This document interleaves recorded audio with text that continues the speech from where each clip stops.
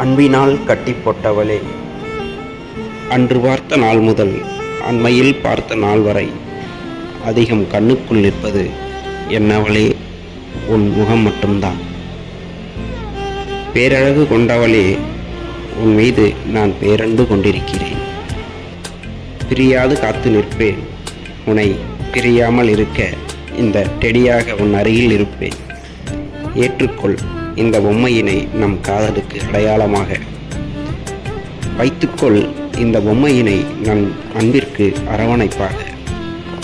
அனைத்து காதலர்களுக்கும் இனிய டெடி தின நல்வாழ்த்துக்கள்.